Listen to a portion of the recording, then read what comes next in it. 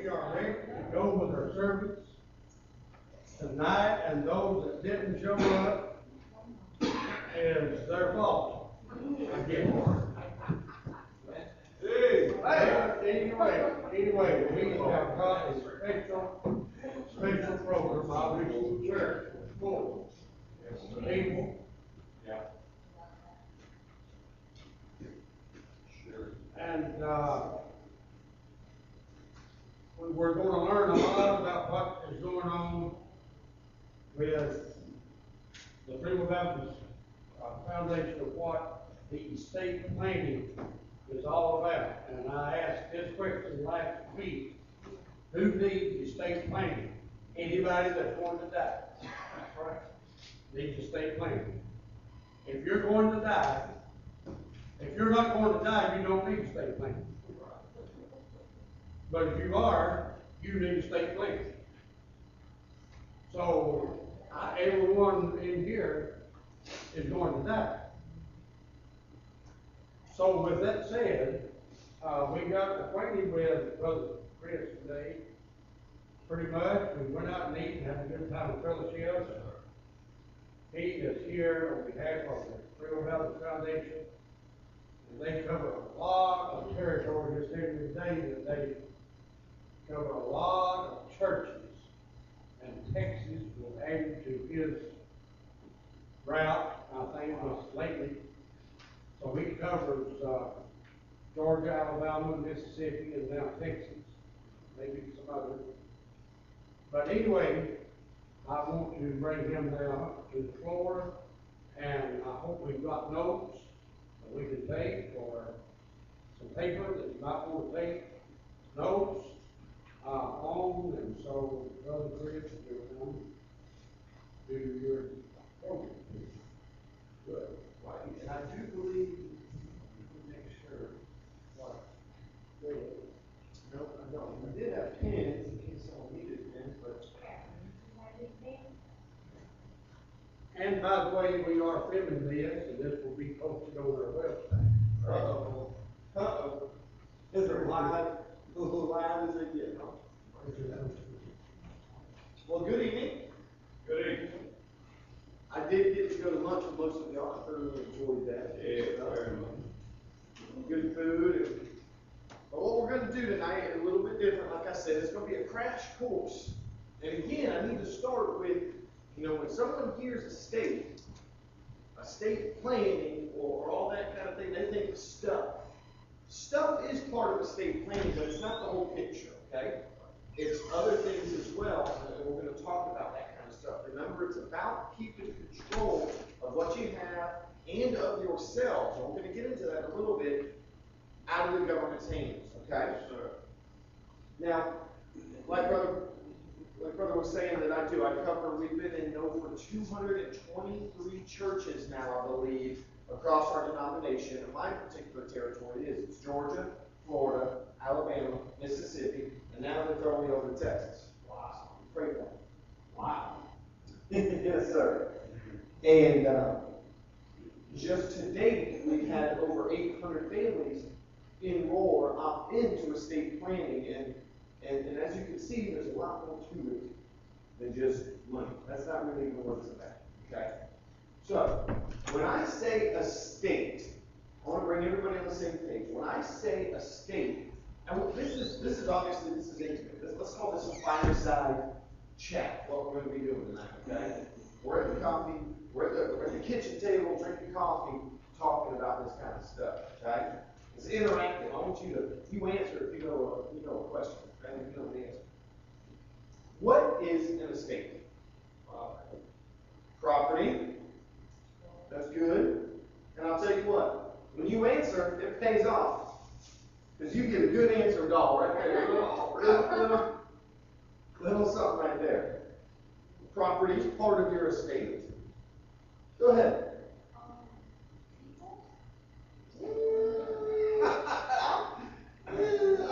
I'll try to get there, but good try. Good try. Doing better than most. It's everything you got. It's your home. It's your home. Yeah. We had a pastor give me the best answer. It's everything you can't take with you,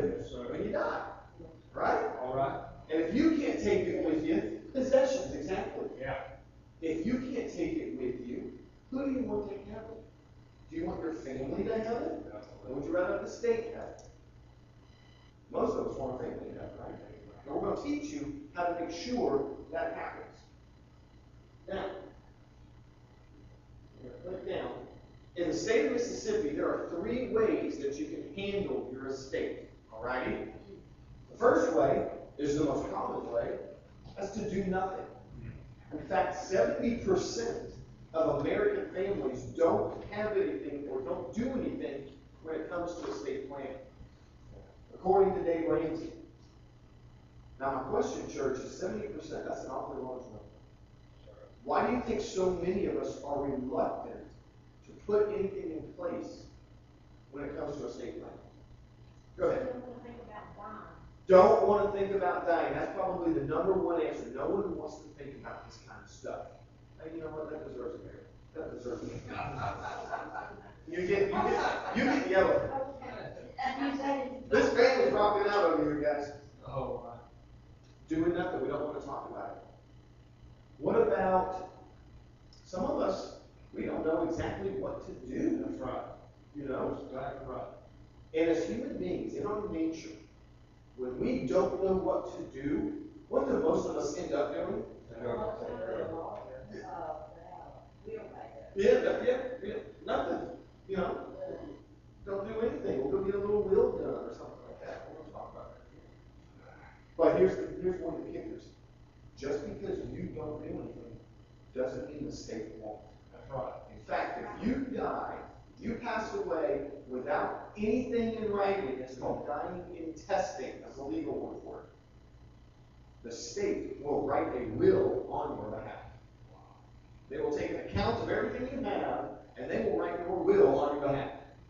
The state writes the will. Who do you think it's going to benefit more? The state, lawyers, the courts, or your family? Probably the system. I don't think doing nothing is really our best option. Second option in the state of Mississippi is a will. Most of us have heard of wills. A will is simply a series of directives or instructions that we leave behind. Okay? Now, there are 2 huge potential weaknesses with wills nowadays. One, many people don't know this. A judge has the legal authority or ability to change your will after you die. So you might not have the last say so with the will. If somebody, y'all heard of this probably, if somebody was to show up and contest your will or protest provisions within your will after you've been gone, the judge can hear that out and change it if he wants to. Now, isn't it a truism that when money or possessions or things get brought into play, that sometimes people's true character comes out? Yeah. And money tear up families? Yes, sir. It will. We've seen it happen time and time again. Mm-hmm. Yeah, exactly. Yeah, they don't even have money. They got a couch. I've seen, you know, because it's, I've seen families not talk for 12 years over a couch. Oh yeah. Ain't that something? That's awful. That's awful.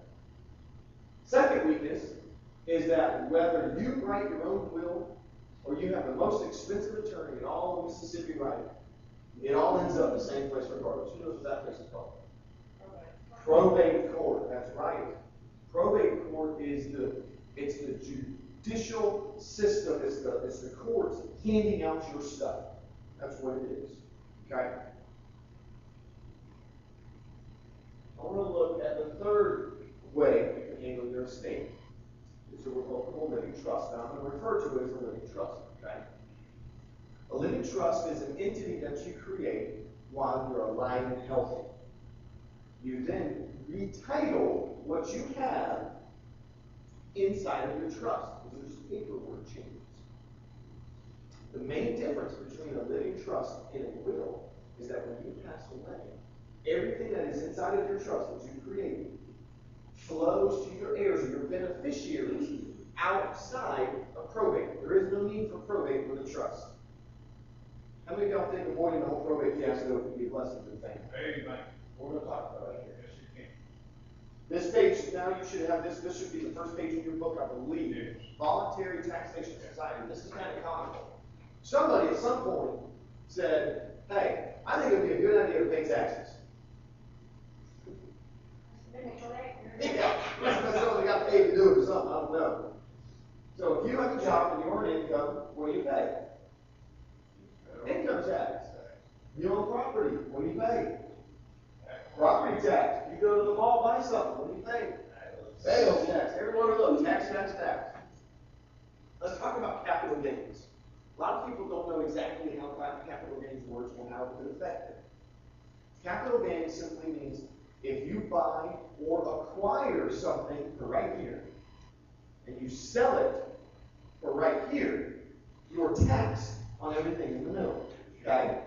That's right. So if I went and bought a house in the mountains for $40,000, and I go to sell it for $140,000, what is my capital gain? $100,000. Does the government want any of that? Yes, sir, yes, ma'am. Right now, currently, they want a minimum of 15%. So I would have to sell my property, write a check for $15,000, send it to 1600 Pennsylvania Avenue. Obama take care of that money, won't he? How many of y'all think that's a good idea? I'm sitting on hands. I want everybody to circle this in their book right there. Stepped up cost basis. And I think we can all agree that there's a lot of bonehead things the government does, right? Yes. This is one that the government actually got right. This works in our favor right here, stepped up cost basis. It's a principle that says if you will allow somebody to inherit what you want them to have, rather than put their name on the deed or the title, then the government will raise or step up the underlying value of that asset for capital gains purposes. Now let me explain this, okay? I'm going to go back to my same scenario of the mountain house. I bought a mountain house for $40,000. I put my son's name on the deed with me. That way when I die, I want him to have it. And he'll get it tax-free, right? Not the way it works. The moment I put his name on the deed with me, it's as if he bought that property with me originally, okay, for tax purposes. So when I bought that property and I put his name on it and I sell it for $140,000, the government goes back. Or when my son sold it for $140,000, the government goes back and says, whoa, whoa, whoa, you were on deed with Dad while he was alive. So it's as if you were with Dad when he bought it. Your capital gain has not changed. It's still based on the original $40,000 value. Stepped up cost basis changes that. It's a game changer. Okay? Same scenario, I bought that property. I have a revocable living trust. I put the title of that property in the trust. My son is the beneficiary of that trust. I pass away. My son inherits the property out of my trust, because those were the instructions.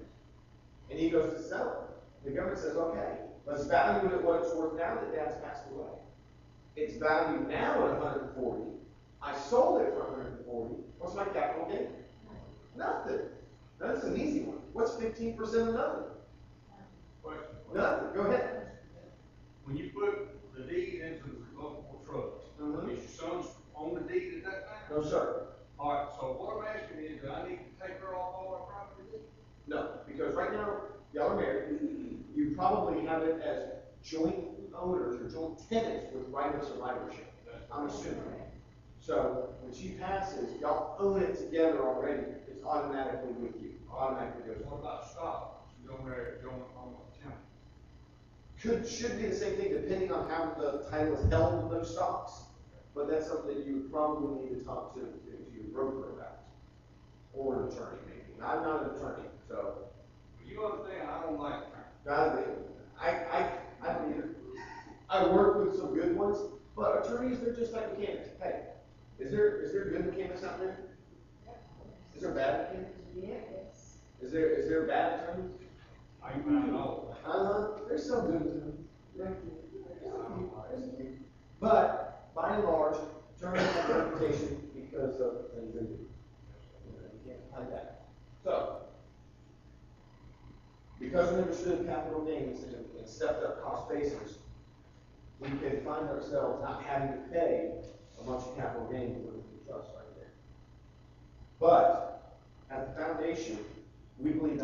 second most important reason to never put anybody's name on anything you own. Okay? First is liability. Let's think about this. Let's say back in that scenario, my son is on the deed of my home, okay? I don't have a living trust, I don't have anything, I just put his name on my deed. He's out driving, gets in an accident, and unfortunately, somebody's killed in that accident. A lawsuit is enjoined against my son.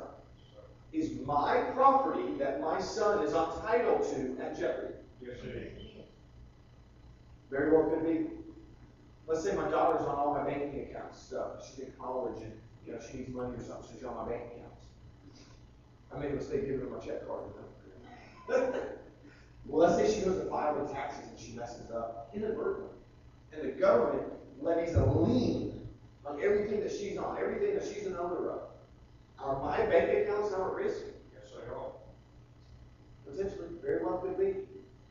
Now, I know we don't want to talk about this in the church, but what about in divorce situations? Let's say my son's on the deed of my home and his wife decides to divorce him. Does his wife have a possible claim in my home? Yeah. Let me tell you something that happened in the state over in Alabama. We learned about this. Husband and wife, they were married. The husband's mom had a $280,000 CD. Okay? It was her life savings. Everything was there. That was her retirement. She put her son's name on this just in case she became sick or incapacitated or something, so we could have access to these monies to take care of her. Seems smart. You think it's the right thing to do. You're trying to do the right thing. Well, it turns out wife does file for divorce against the son. Okay? And here comes the attorneys that I'm talking about. The attorney representing the wife through discovery found out that he was on mom's $280,000 CD. He said, ding, ding, ding, ding, ding, guess what? He goes, your soon-to-be ex is on his mom's $280,000 CD. Guess what that means? Good news. Half of that money is imputed to be his.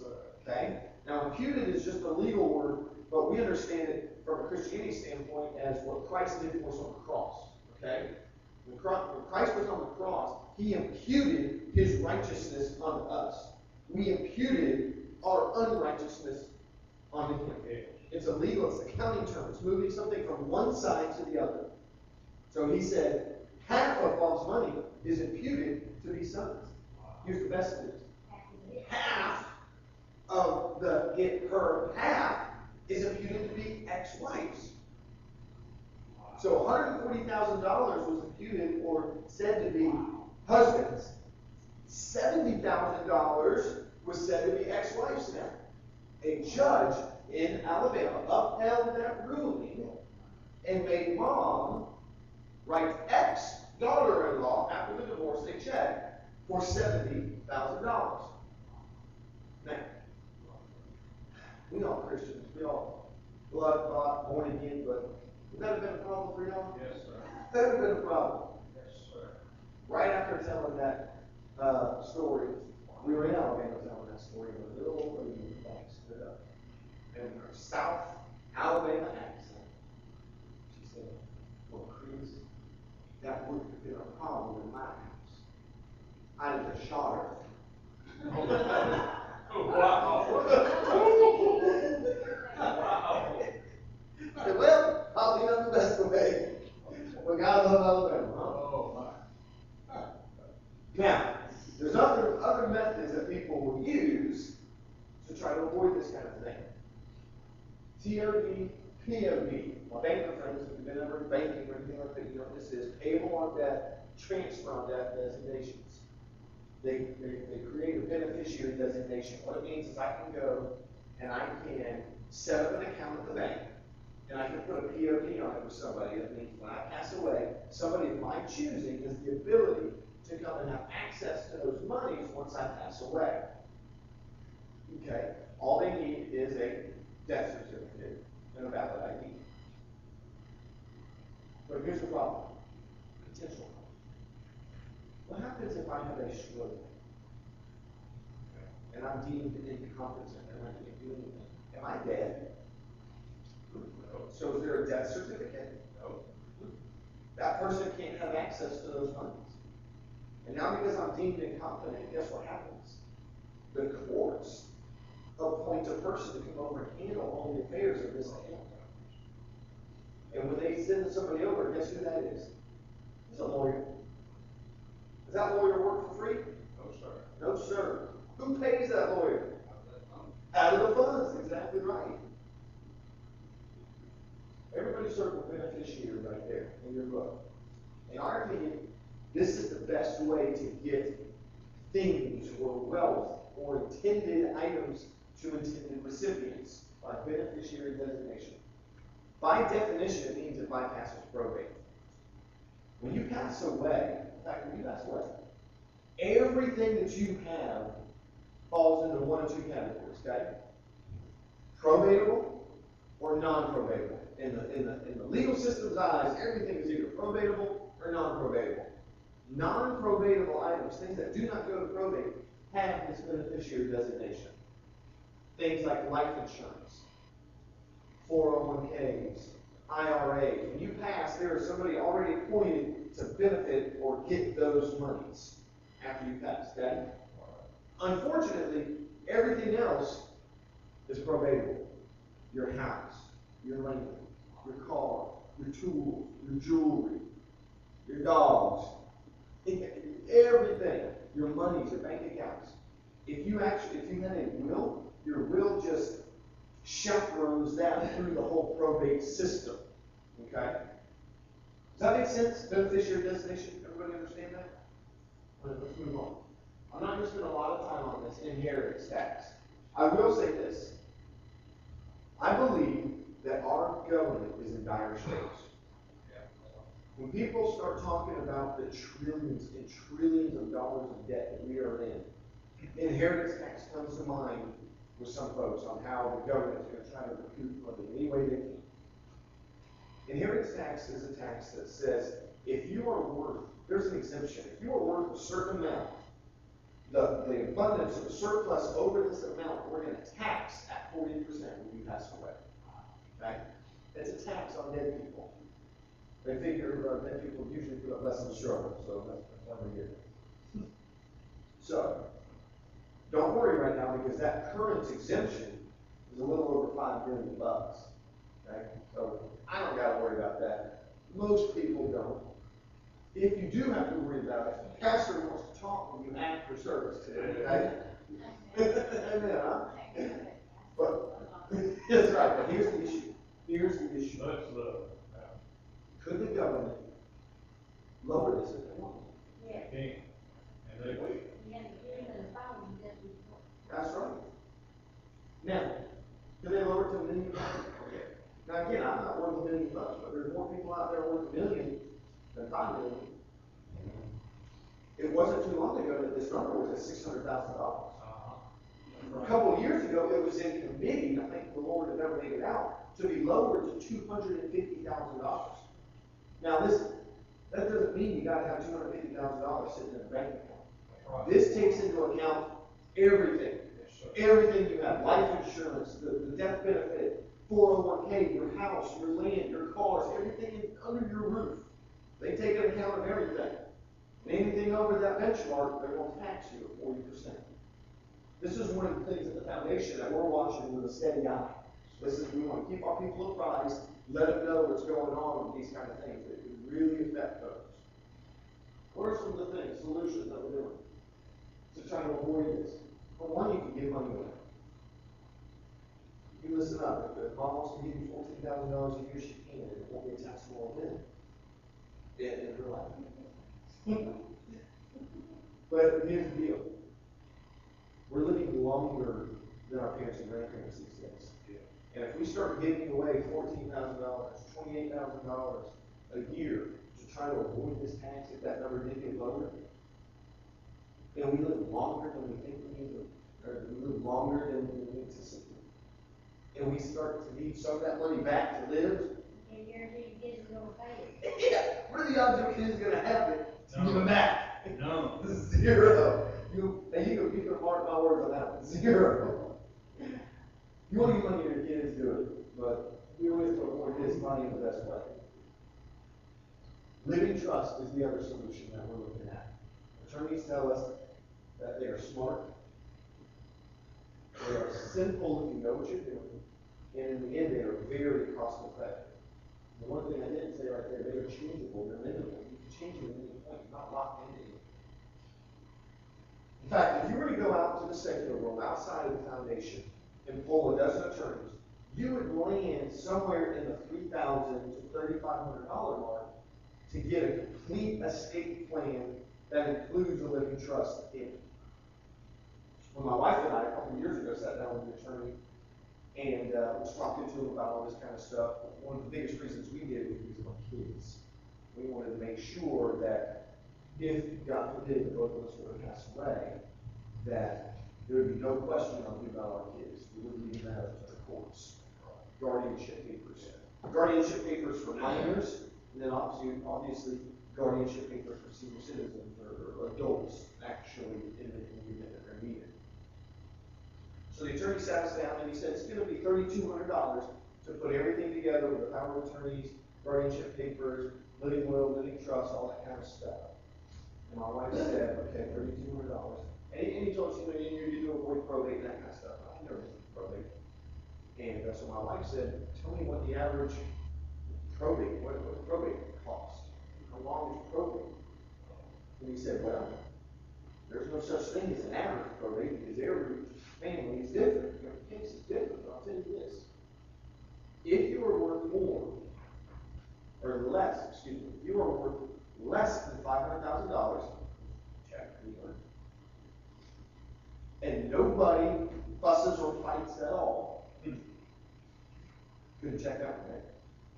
It should take about 40 hours to complete. 40 hours, that ain't bad.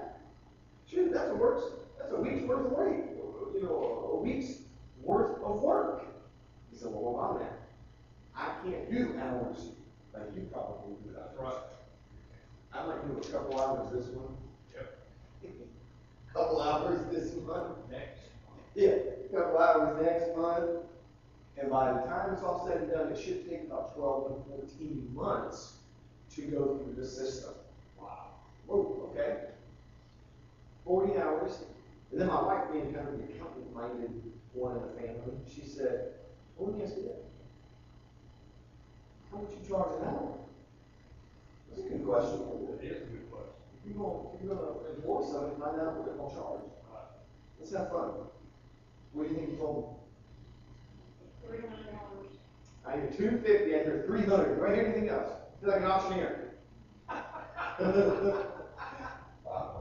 500. All right. You missed it. Oh, yes. You retired. Statistics tell us that the average attorney charges $325 per hour to put together this kind of stuff. Right? Now, that is in metro cities and kind of a little bit. If it's on the outskirts, if you're in a big rural town, you might find an attorney that's already doing a little bit less. But let's do some math. Okay? $300 an hour times 40 hours worth of work. How much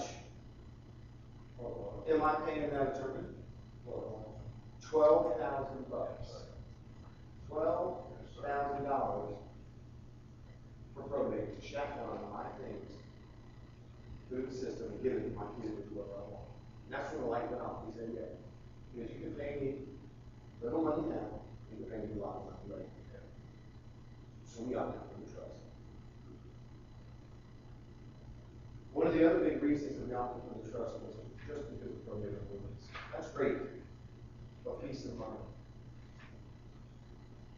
It protects us against incapacitation. Okay? Let me ask the church this. Is it possible to leave church tonight, be walking out to the car, and have a stroke? Is that possible? Possible to have a sickness.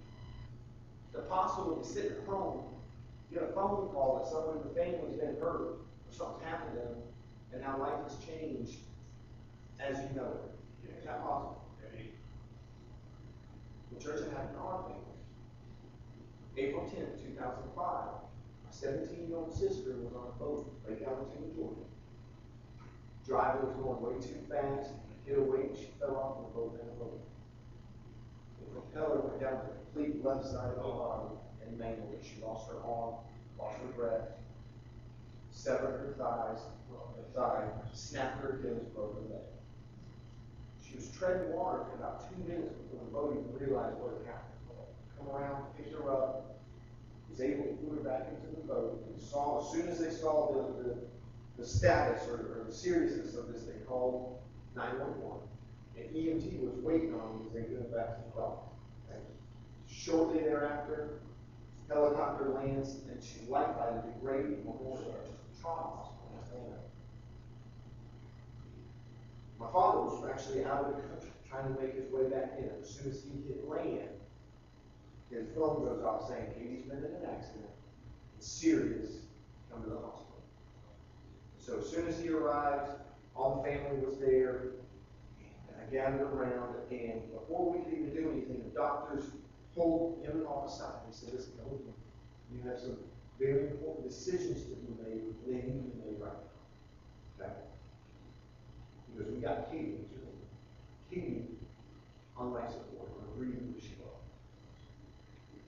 We do want to take her off because we think that she has the ability to start breathing on her own. We're not 100% sure. We need you to sign these papers that you can't hold us liable in case she doesn't. You think those are easy papers to sign? No, they're not. Well, Dad gathered the family around, we prayed, and we believe God gives us doctors. He gives us knowledge, He gives us advice, and we took the doctor's advice, and we pulled her off the breathing machine, and God made the voice, she could start breathing on her own at that point. And I'm going to tell you about that in a little bit more, because everyone wants to know about Katie. But at that point, we did not know what to do. We didn't know what was going to happen. We were in the middle of a storm. Our pastor, he's big on preaching about storms. He says, you're either in a storm, you're getting ready to exit your storm, or you're getting ready to enter a storm. And there's a story on every pew. We know that. Everyone's got storms in their life. This just happened to be honest. But what happened next, we'll never forget. A bunch of attorneys, here we go again, these stereotypes. A bunch of attorneys that made it into our hospital waiting area, not quite in our room, but in a waiting area.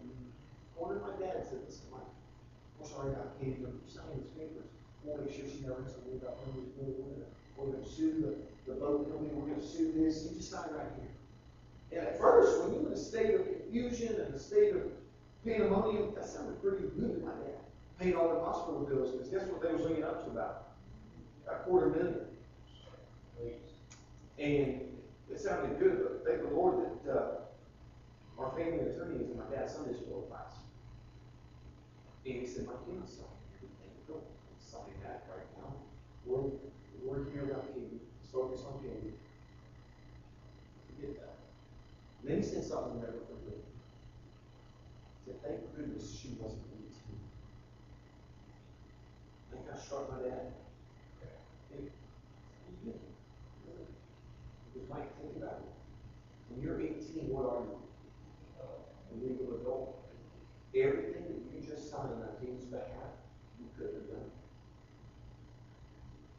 You couldn't have done that because you didn't have the right or proper or legal paperwork that you needed to be able to sign something for somebody.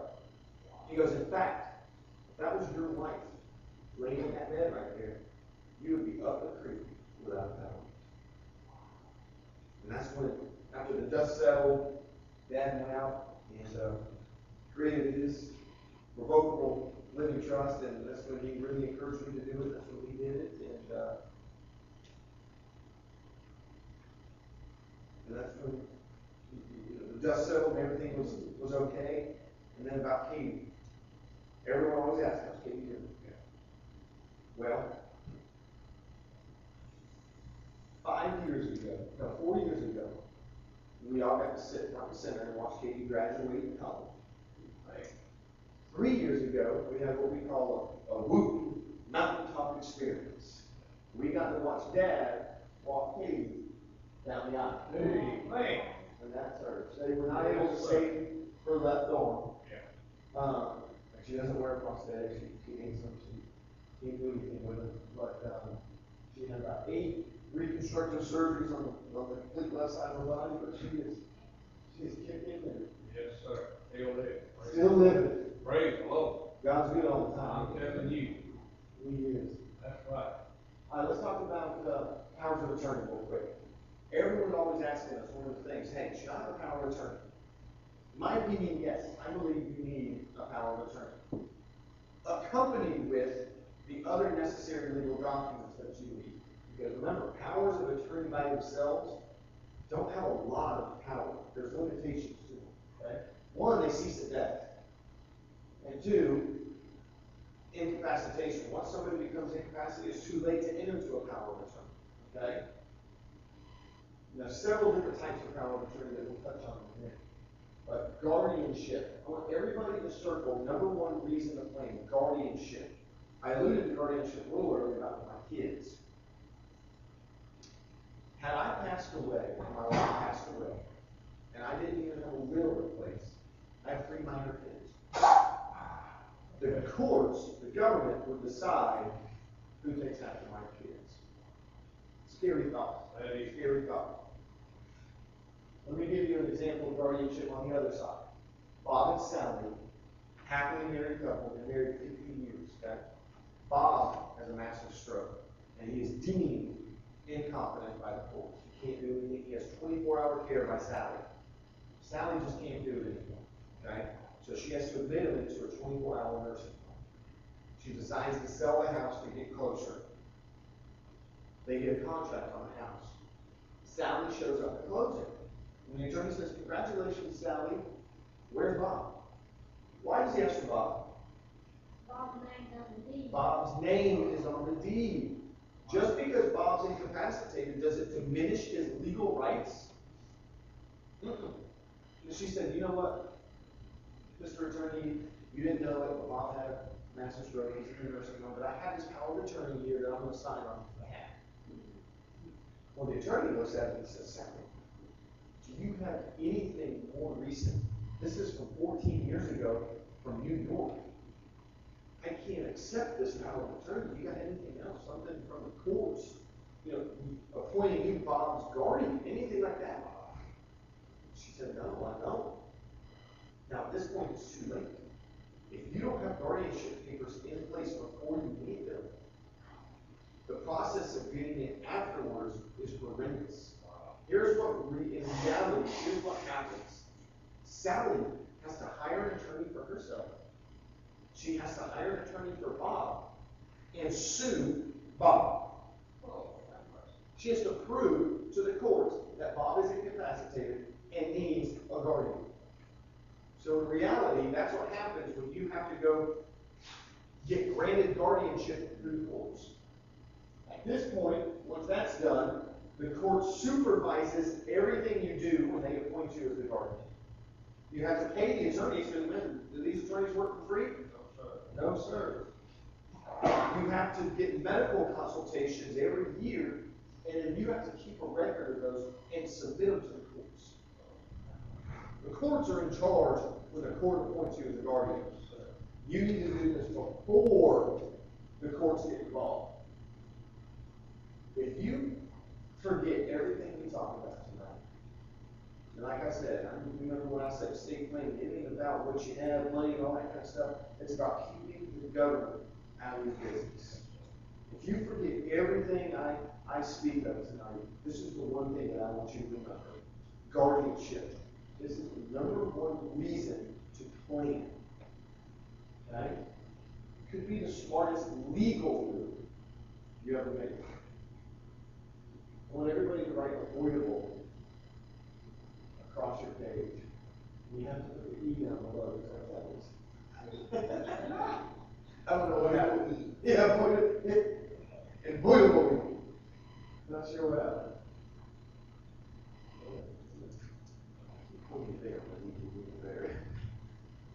Probate. Let's go back to probate. Remember, it's the default option. It's what happens when you have a will. The courts supervise everything that goes on. One of the issues with probate, your family turns over control It's the state overseeing everything. It's expensive, frustrating, time consuming. Everything becomes public. A lot of people don't know that. Once your estate enters the probate arena, anybody can see what's going on within the family.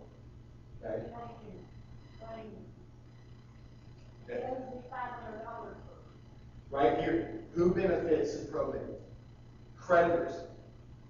One of the reasons that attorney told me it was going to take 12 to 14 months to go through probate is because states have laws that say your estate, when it enters into probate, has to stay open for a certain amount of time. Because we want creditors to come in and lay claims if they have legit claims. But what happens? Just like you said, you get bogus people. When my dad passed away, his lady friend, he would give her checks to go and buy stuff. Yeah. She was keeping all the receipts, writing the checks, which he approved, that, you know, Yeah. she write checks. She kept all the receipts. When my dad passed away, she comes up, well, y'all owe me this because I bought this for that. I got the receipts approved, I bought it. It's probate invites the wolves. You know, it's there for legit lien holders, for legit creditors to come in, but it invites the wolves too. Attorneys, in my opinion personally, are the biggest benefactors of probate. And I agree with you. One of the reasons that attorneys will write you a will for so cheap, a couple $100, is because once they write that will, they become what's known as the attorney of record. Okay? When you pass away, they're sitting in the corner waiting, because they're going to get a phone call, because they wrote your will. They're the ones that get to chaperone your estate through probate once they write your will. Well, how does it work when you have a military attorney, Same. Military service through probate, they'll probably still chaperone it through the probate system. you, if he's not in the state of Mississippi? That, I don't know. Did you move from the state you had your will? First of all, wills are state specific. So it's right here. Yeah, if you have a will in North Carolina and your estate's in Alabama, the will are good. Mine's here. Okay, but the attorney's in another state? Don't know, he's a military. Yeah. That's a good question. I'd have to ask my attorney that. I'm not 100% sure on what would happen there, but I do know that it would have to go through probate. And unless your military board attorney is going to work for free, which I doubt it. They do. Well, they do for, they'll charge them. Well, they don't charge you for the will, but they're going to get paid on the back end on the estate. That's how attorneys make their money. I don't think we do the military, is allowed to get that money. I don't think he was working pro bono. I He's find in the out. military, he gets a salary from the government, he performs that duty in the military, It's like I was in the military, I got paid for my duty. That's what- Again, perhaps could be, but I know enough attorneys and military Yeah, I was attorneys. just turning on the outside to do that, yeah. Yeah, oh, I know that. But like I said, I'd have to take it to my, to our state attorney and find out exactly how a military attorney works. But, that's a good question. I'm not 100% sure. So if I spend $3,000 here in the state of Mississippi, get all this paperwork done, and a year and a half from now, I move back to Georgia, I gotta spend another $3,000? No, sir. No, there's a difference between living trust and a will. Okay, I don't do that. I'm gonna tell you, I'm gonna tell you. Wills are state specific, right? Living trust is not. Praise the Lord, that's what we're worried about. All right. Which one overrides the other? Yeah, both. Living trust. You're doing better than what else. I don't know what's going on. Pointable again, try it again. Put that in. There we go. Find actual cost of probate. You know what we went talked about? Everyone's heard of AARP. They say 5 or 6% gets eaten up. No one really knows the actual cost because it's done behind the scenes. You know, if your estate's worth $100,000, you're passed away, you don't know anything. Your kids will just get a check for $85,000. They don't know the difference. The $15,000 has been eaten up in the system. Okay? Beyond the grave, Gerald Condon. He was an attorney in California. He kind of pulled back the curtain on all the other attorneys. He said, "We charge anywhere from 4 to 6% to go through probate." Now, we can all do simple math right here. Let's say you're worth $200,000, okay? Attorney charges you, we're going to meet in the middle, 5%. That's $10,000, and it could be as much as $12,000 that the attorney eats up just to hand your stuff to the kids. We actually went for that. Did you? How'd it go? Pretty good. I think it was very short, $250. Was your father married? Married? Married. She's still alive? No. On the mother? Your mother. My mother's still alive. Okay. Two types of probate. Generational probate. Yeah, she transferred over to her. Yes. Probates, let me get there. Probates between husbands and wives because they typically own everything together with private survivorship. That's no big deal. Well, he had some items was not in her name, and, like the car, and I think the house that we had there. And, What state? the house was, split up between four of us. And, the car, my mother, when she paid that off, that was for her vehicle. And, he had some bills, outstanding bills, he said this name, not hers. And that just got wiped off forever. That's good. What state was it? Here. In Mississippi? Good. Again, on average, some people can go through probate. Not all probates are good though. Not at all. But I would be interested to know what that bottom line number was that was charged or eaten up. A lot of times we don't know. Well, as far as the bank account and all that stuff, I don't know what it was, Beforehand. and what he, it wasn't dealing with a lot of money anyway, so whatever percentage it would, it had to be small. Yeah. That's good. 4 issues of probate. Time. How long did it take? Just 6 months. 6 months, 2 years, again, depending on the situation of the family.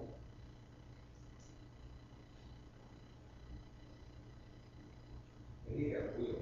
The cost, 4 to 7%.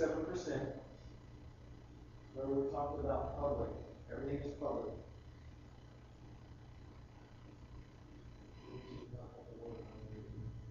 Now, I know you can't read that down there, but it says emotional. A lot of times, when it's just a husband and wife or somebody like that, and you don't have a support group of 4, and you're having to do this by yourself or with 1 or 2 people, it's very hard to sit in a courtroom and deal with this kind of stuff. When everyone will write a Louisville again, we'll do FWB, Field Baptist State. What we call it. There we go. Now, exactly what does the plan include? This is what we're going to get into. We talked about all the issues. What is the answer? What's the good about this? Legal documents. Legal documents meaning power of attorneys. There's 2 kinds of power of attorneys that come with it. There's a durable power of attorney, which is the strongest power of attorney out there. It's the one that survives incapacitation. And there's advanced medical directive, which is the healthcare power of attorney. Okay? There's guardianship papers. It actually does come with a pour-over will.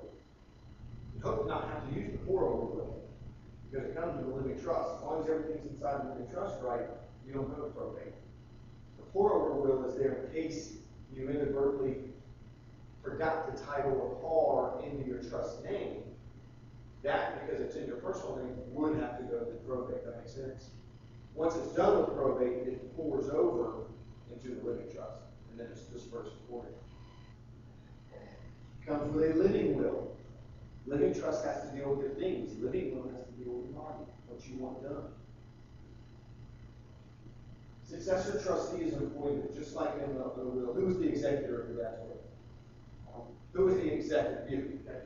Living trust kind of has the same thing. It's called a successor trustee. They're the ones that basically distribute everything according to mom and dad's or mom or dad's wishes. They're the ones that take care of the business. Funding of the trust. Remember, I keep talking about putting it in the trust's name. It's a $10 legal order. All it means is writing the trust's name as the new owner. We are retitling that asset or that item with the trust's name instead of your personal name. So instead of Mr. and Mrs. John Smith, it's Mr. and Mrs. John Smith of the Mr. and Mrs. John Smith 2014 Revocable Living Trust. That's the only thing that's done. And now it's deemed inside of the trust. Just paperwork changes. And what we like to do is throw a little safe up there. You created the safe when you create a trust. You're putting everything inside of that safe. Once it's inside that safe, it becomes a beneficiary asset with a designation, and the board is broken.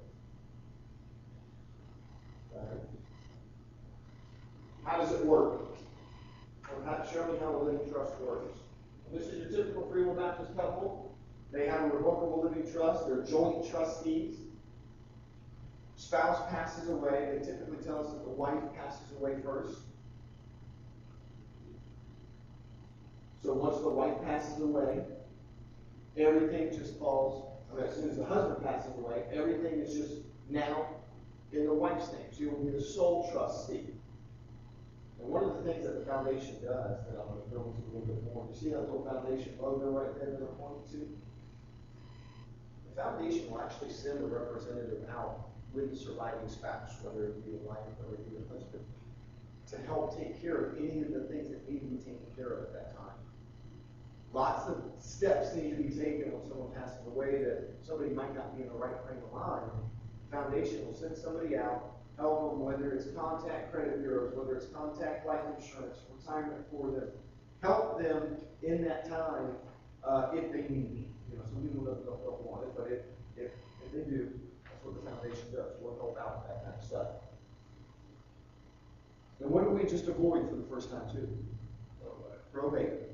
Life goes on. Hopefully, a wife isn't that happy when the husband passes. You never know. Surviving spouse passes away.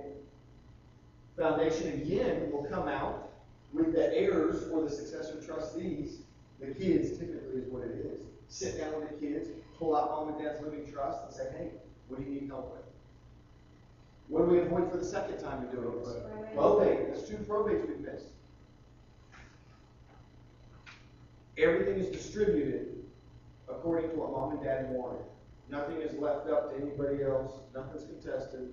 Nothing's protested. This takes 1 to 2 weeks to do at a kitchen table rather than a year in courtroom. 6 months in courtroom. Say that again? Are we avoiding taxes? No, there's really no tax advantages with a living trust. I mean, you'll avoid capital gains kind of things and that kind of stuff, yeah, but as far as any other regular income tax or anything like that, you'll still have to pay all that. Trust doesn't have you don't pay taxes on your trust. It's your social security number is the EIN. The trust doesn't pay any taxes. Everything's in your name, theoretically. It's just covered by the trust. Does that make sense? You know, that's funny. That's actually us family. Side note, we were on Family Feud. Yeah, and that's our Family Feud picture. Oh gosh, 4 years ago. Well, my sister just heard they were coming to Atlanta for tryouts. She signed us up. They emailed us. We showed up. And we got on. We did. We won the big game once and a couple small games, but it was an experience. No, we didn't win that much. Steve Harvey. Oh, Yeah, it was Steve. And then the heirs, they get everything that's supposed to be given to them right there. Now, distribution of your estate. This is one of the cool things about a living trust. There's flexibility in how you want to distribute things, okay? Some of y'all have responsible children. If you wanted to leave them 10 grand, 10,000 bucks, you would not worry about how they would spend it or what would happen to that money, okay? I don't want to raise hands on the second one. Some of us, including me, might have a wild child. And this don't mean that they're bad. This just means that they can't save money or they're a spendthrift. If I wanted to leave them $100,000, I'd be worried on what would happen to that $100,000. In your trust, you can have specific instructions on how to distribute that money. You can say, give that child $20,000 a year for 5 years. Be a little bit better way to give somebody money like that, right? We had a deacon say, how about $1,000 a year for 100 years? He could do that if you want. This is important, special needs. You have a special needs child. What if they're on Medicaid? Remember the rules of two? You can't have more than $2,000. You can't be worth more than $2,000 worth of assets, or you cannot make more than $2,000 a month to have eligibility. What happens if a special needs child gets $100,000? Eligibility, it's going to get swiped. And once it's been taken, how hard is it to get back? They say it's only impossible. Yeah, they say it's pretty tough. Why not leave instructions in your trust that says, hey, give them a certain amount of money underneath the threshold. That way they can keep their eligibility and get their inheritance. Flexibility. Exactly, and have their needs met. Next one's a biggie. Lots of folks would love, in the end, to leave some sort of money to kingdom work. Let me ask you, when we pass away, does the work stop? No. But a lot of us don't know how to have the means to be able to do that. In a trust, you can do it. You can leave money in a trust. Here's how. It won't cost you anything. It won't cost you anything because you'll be dead. You'll be dead. Now, your kids, they should be able to live off of 90% of what's there left. It's just a simple way, if you wanted to leave something to kingdom work. Some of us are passionate about missions. Some of us are passionate about the schools. Some of us are passionate about this local church or other local churches. Amen. It is just a way to be able to do it without having to actually write a check out of your pocket. You can tithe on your estate and it won't cost you anything. Something to think about. Amen. Why choose the estate plan? Then we talked about the court-created guardianship was the biggest. Get to avoid probate, immediate control distribution. But according to all the folks that put this together, peace of mind is the biggest, knowing what's going to happen when we pass. Choices are in your book. I'm not going to go over these.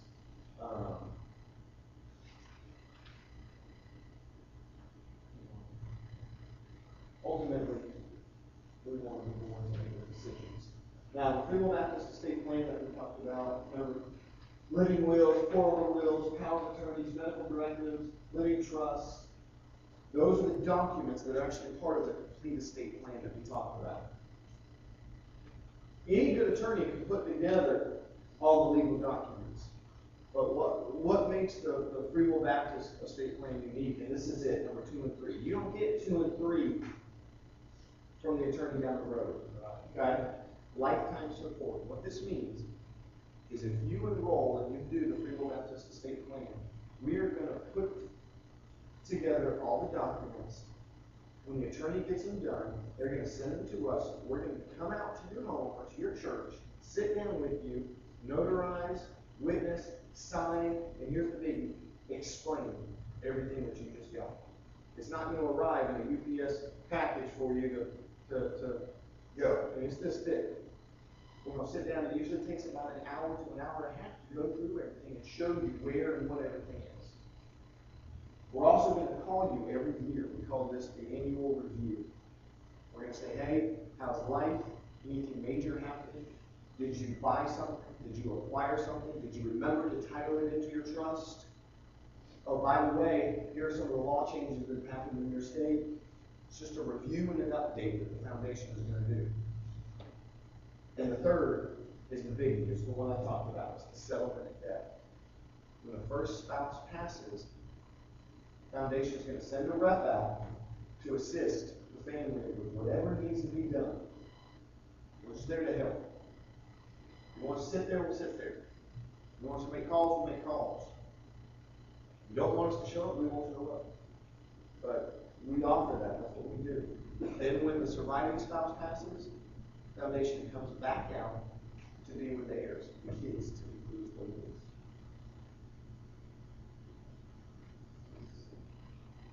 Now, this is an easy one. Here's an easy one.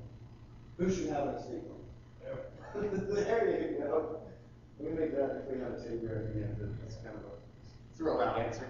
Can I ask one more question, please? Go for it. Once all of this documentation is legalized, stamped, pressed, signed, Sign to Yep. you're gonna take this big old package, at least I will, and I'll put it in the safe. Now, do I need to make copies of this thing and file them somewhere? Yes, sir. Okay. And that's something that we'll talk about when we deliver everything over the phone, but when we come out, that's one of the things that takes so long. We give instructions on exactly what to do with all the documents and what needs to be done. But this is basically just an attendance form, and it's so you can follow along on this thing right here. It's a little personal review. All you got to do is just kind of put check marks. I apologize, I should have never said it again. But personal review, my estate plan. Just kind of puts things in order for you. Just check the box that applies. If you have real estate, check that box. If you have health concerns, maybe, or if you have family concerns, check those boxes. If you think avoiding probate or avoiding guardianship, court created guardianship is a good idea, check those boxes. If you think keeping the courts out of the family business is important, just check that box. Now, I want everyone to look up here just real quick, we're almost done. Here's the best part. The foundation believes in this so much. They want every Free Will Baptist family to be able to afford this. It's not going to cost you the $3,000 that it said. The foundation is actually covering 1/3 of everybody's costs. And if this is something that you want to do, you're interested, this is the path that you want to take, it's going to be $1,995. Okay? And here's how easy it is. They don't want it all up front. They don't expect that by any means. They want a $195 retainer that the attorney charges to start working on all the documents. Then we don't want another penny until everything is completely done and you're satisfied. And we've delivered it to you. At that point, you can either pay the rest or you can make 12 installments of $150 a month. We want our young couples, our young folks to be able to afford this just as much as the other folks. Now, $150 is interest-free too. It's just the $1,995 less the $195 and the balance, 12 months, fixed payment, hopefully makes it easy on everybody. If this is something, and I hear the other thing I want to say. If this is going to take food off the table, we know timing is everything. If this is not the right timing, Lord willing, Foundation's been here over 26 years, hopefully we're here another 100 years, longer than that. At some point, everybody's going to need something, and Lord willing, we'll be here. But if this is the time, if this is something that you've been talking about, it's been in the back of your mind, you know you need to get done, if this is the path you want to go, I want you to write a code word on your form right there. It's just FWB, okay? What do you think that means? There we go. There we go. Free Will Baptist. All right? And typically what we do, here's the process. I get your form. If it has the FWB, I'll contact you Monday, Tuesday, Thursday, Monday's church nights. We don't call Wednesday nights. It's a 5 to 7 minute questionnaire. Just ask you your legal name, if you happen to know who you want the power of attorneys to be, that kind of stuff. So once we finish that, we send it off to the attorney. He crafts everything, he calls you, confirms everything. That's when y'all talk about any legal questions that you might have within your situation, your family, anything like that. And once he's done, he sends everything back to me. I'll then schedule the time to come back out to the church, back out to the home. We'll sign, and that's the delivery. You sit down, explain the documents, notarize them, witness them, do all that kind of stuff. Then I leave you with an invoice. You settle up with Richard at the foundation, however you need to settle up. Okay?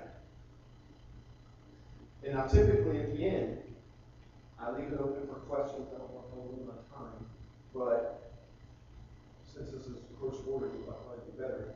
If you have any questions, throw them out now. We can discuss them, talk about them. If you're more clear on something, I can go over it again. But that's pretty much the information, and that's everything. So if you do have any questions. You're going to explain how that trust works in all states. Yes. What happens is the trust itself follows you. You create the living trust, it follows you wherever. Now, specific documents might need to be redone that are state specific, okay? But your trust holds everything you have.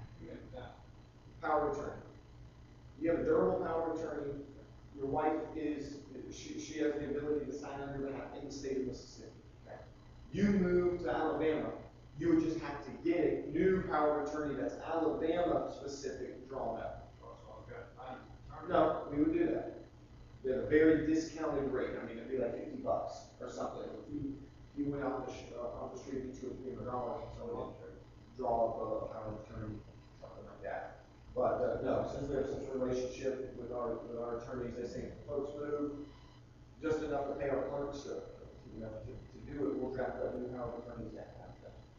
It also comes with 2 deeds. We will retitle if you have 2 properties, we will retitle 2 deeds into the trust name for you at no charge. That's included in that. Okay? So if you got a property here and you got a property down the road, it'll do 2. Now, if you do have one out of state, it's like $50 to retitle another property that's out of the state. You'll have to get a different attorney to do that. Those state specific kind of things. But the meat, everything as far as the living trust is inside the living trust. It doesn't matter where you live. The supporting document, again, a power of attorney would need to be state specific and But once that takes place, then I can contact you and you'll know what I need. Oh, 100%. Yes, sir. Yes, sir. I will be your go-to. I'll be your contact. Well, I ain't big on going nowhere. Good. Good. But we got a plan for you. That's a good place to go. Well, we were thinking about sending you with him to help him do the trust. Hey, I'll go with you. I'll go with you. I need him. I need him. I actually, have worked with the living trust one time, and it was not something I finalized, and it was happening quickly. The online one? Well, online, they come up, online, say, and you work with it, and you put in what you want. And basically, what I was saying on that, was more or less, figure out if you know the rights. Yeah, what would happen is, there is some attorneys that probably have this software out there online that they do, and it's on their paper and that kind of stuff, and you input everything, and it just defaults into their, program. It spits out the forms. I'm assuming, I don't know much about that. We have had some people that do wills like that. I've never heard of living trust like There's that. a living trust Yeah. a while back, and they just started sending me more Yeah, so deals on it. then they put it on you, or I guess they complete the paperwork, input all the proper names and that kind of stuff, and then you take it, you go get it notarized and all that kind of stuff. And that's kind of what I was talking about. Number 2, any attorney can put together these things, Right. send it to you and say, have fun,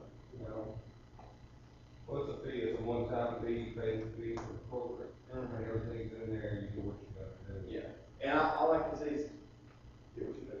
Yeah, I agree. I mean, Because I do believe in living trust, I believe, I want to give my stuff, my family, immediately, I don't want nobody. intervening and that kind of stuff.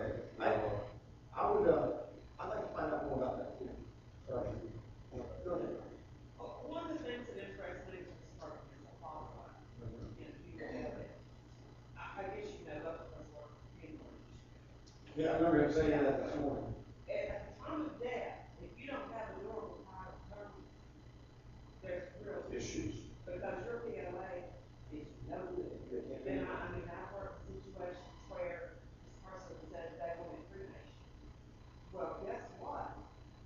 son didn't, or the children Yeah, didn't. I mean, it can go on and on, I mean, it's like, sometimes, because we've got more issues. I mean, it all goes back to, everyone knows the Terry Shiloh case. Yes. You remember that down in Florida? Husband had conversations with his wife that said, you know, if I'm gone, pull the plug. You can't be saying, Mom and Dad, they said, no, keep her alive. This went on for, no, years. 8 years. So, yeah, years. Finally, Jeb Bush had to get involved with it and that kind of stuff, and it's all because they didn't have. Now, how binding is this for legality and other areas? It's not necessarily really, is it something that they can take and, take to court, try to break it? You mean contest? Contest. Technically, you can contest a trust, but 99% of the time it never even makes it before.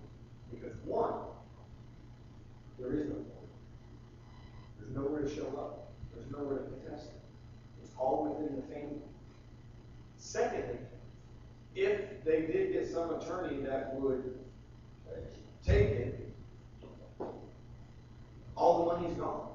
It's dispersed. They would have to bring individual suits on everybody, pay the attorney, the retainer up front, do all that kind of stuff. Here's one of the reasons wills get contested and trusts don't.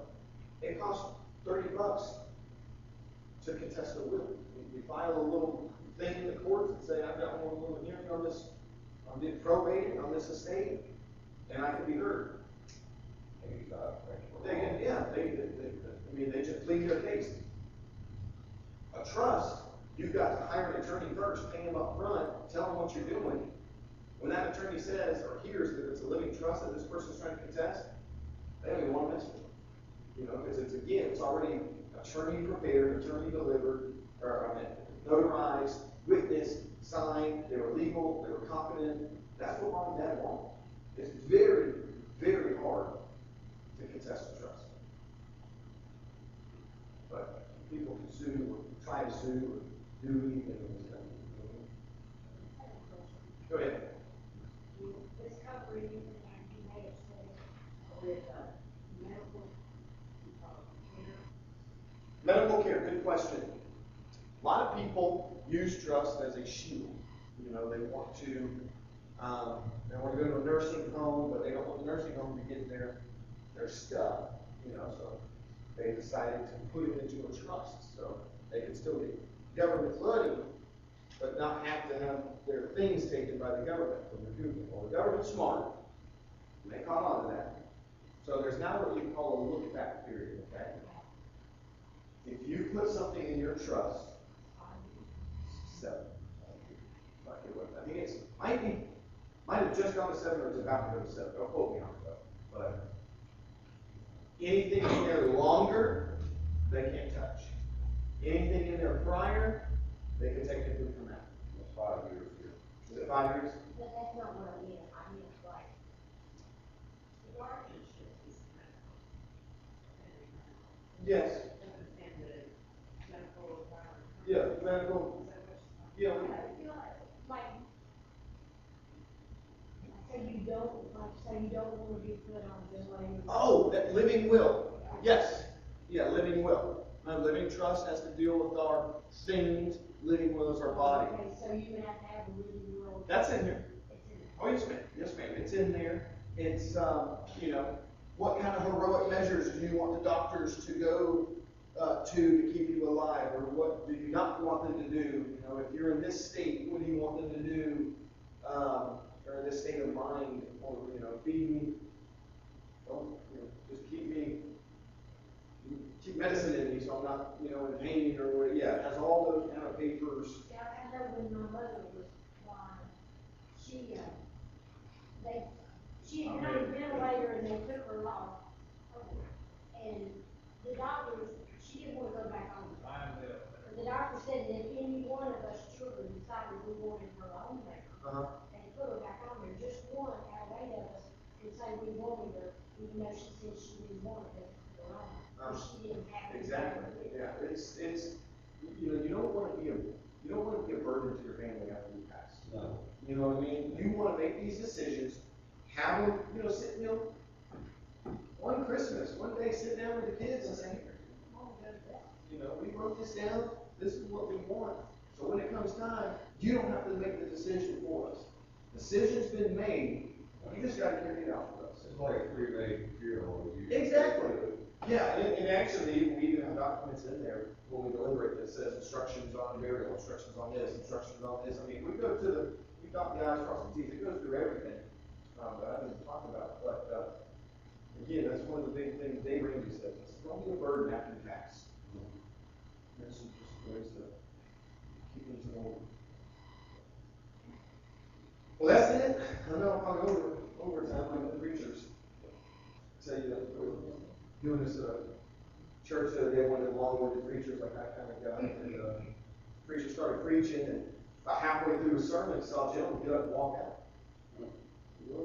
Just as he was getting finished, that same gentleman came and sat back down. So, after the service, the preacher went up to him and said, I noticed, why did you leave right in the middle of my sermon? He said, well, Pastor, I had to get a haircut. I said, really? Why didn't you do that before the service? Because I didn't need one then. It was long-winded. That's good. Yeah, but that's it. But if y'all, Let me ask you a question. Yeah, go ahead. I had planned her funeral and everything, had everything laid out, paid for.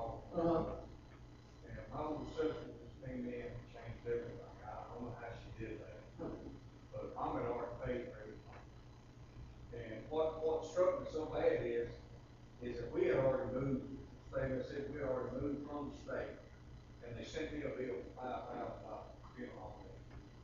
After Mom had supposedly paid for it? She had already paid for everything. Because of the changes. Because She had paid for everything. So they upgraded. What I'm saying is, she had paid for everything with that funeral home, and I held in my trust a $7,000 payable policy, insurance policy, that once she got to this funeral home, I gave them the policy to cover the charges. And they still sent me a bill for $5,000. Because we just sit back. Yeah.